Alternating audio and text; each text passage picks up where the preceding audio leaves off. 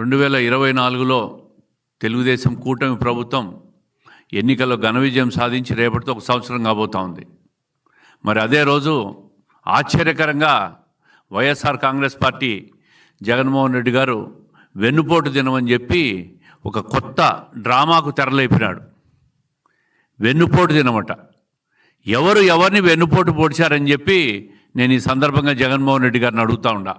అయ్యా, చరిత్ర పుట్టినప్పటి నుంచి మీ వైఎస్ ఫ్యామిలీ వెన్నుపోట్లను పేటెంట్ రైట్లుగా తీసుకునింది. గొడ్డలిపోట్లు ఇవన్నీ చూస్తే దొంగ అని దొంగతనం చేసినవాడు దొంగ అని అరిచినట్లుంది. వెన్నుపోట్లు మీ నాన్న తాతల కాలం నుంచి స్టార్ట్ అయింది.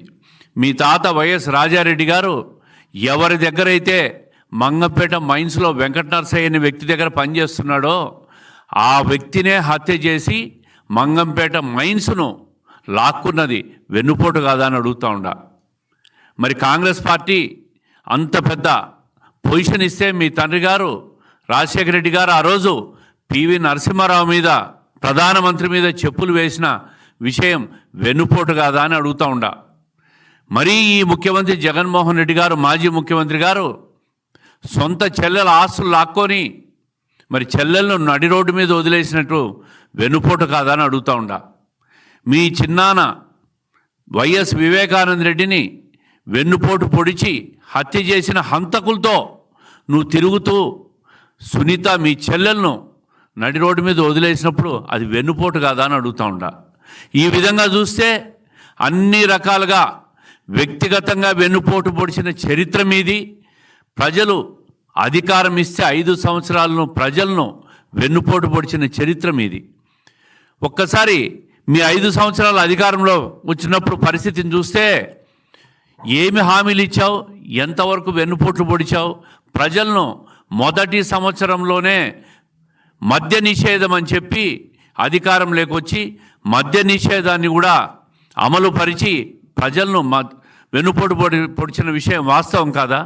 నాసిరకం మద్యాన్నంతా అమ్మి ప్రజలను అనారోగ్యం పాలు చేసి వాళ్ళ మరణాలకు కారణం ఈ వైఎస్ జగన్మోహన్ రెడ్డి ప్రభుత్వం కాదా? ఇది వెన్నుపోటు కాదా అని అడుగుతూ ఉండా. ఈ విధంగా హామీలిచ్చి వెన్నుపోటు పొడిచిన 5 సంవత్సరాలు నడిపిన ప్రభుత్వం మీది. మళ్ళీ ఈరోజు కొత్తగా ఈ తెలుగుదేశం ప్రభుత్వం ప్రజాస్వామ్యబద్ధంగా అధికారంలోకి వచ్చి ఒక సంవత్సరంలోనే 70% హామీలు అమలు చేసిన ఈ ప్రభుత్వం మీద మీరు వెన్నుపోటు దినంగా ప్రకటిస్తారా? వెన్నుపోటు అనేది మీ పేటెంట్ రైట్స్, మీతోనే ప్రారంభమైంది. ప్రతి అంశంలో నీ వ్యక్తిగత జీవితంలో వెన్నుపోట్లే.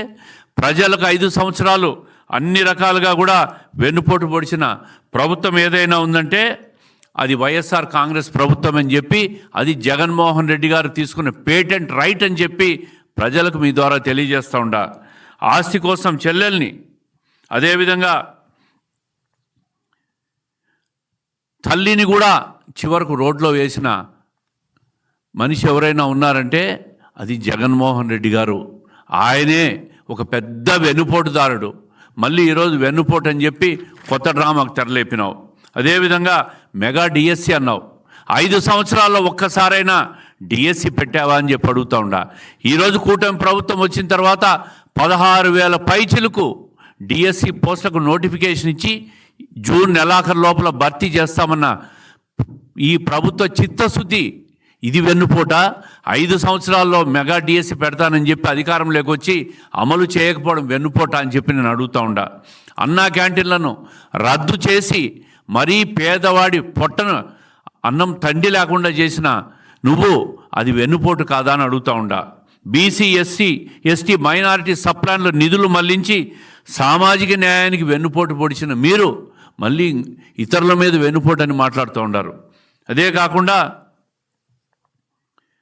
ఈరోజు తెలుగుదేశం ప్రభుత్వం వచ్చిన తర్వాత 70%, మొదటి సంవత్సరంలోనే 70% హామీలన్నీ కూడా అమలు చేశాం. ఈ దేశంలో 4,000 రూపాయలు పెన్షన్ ఏ రాష్ట్రంలో కూడా అమలు చేయడంలా. మరి అధికారంలోకి వచ్చిన వెంటనే ఏదైతే సూపర్ 6లో భాగంగా 3,000 నుంచి 4,000 రూపాయల పెన్షన్ అమలు చేస్తామని హామీ ఇచ్చామో ఆ హామీని ఈరోజు స్వచ్ఛంగా అమలు జరుగుతున్న పరిస్థితిని మీరు చూస్తూనే ఉండారు. వృద్ధులు, వితంతువులు, వికలాంగులు సంతోషంగా వాళ్ళ ఇంటికి 1వ తేదీ పొద్దున 7 గంటలకు వాళ్ళ చేతుల్లో పెన్షన్ డబ్బులు చేరుతున్న విషయం వాస్తవం కాదా?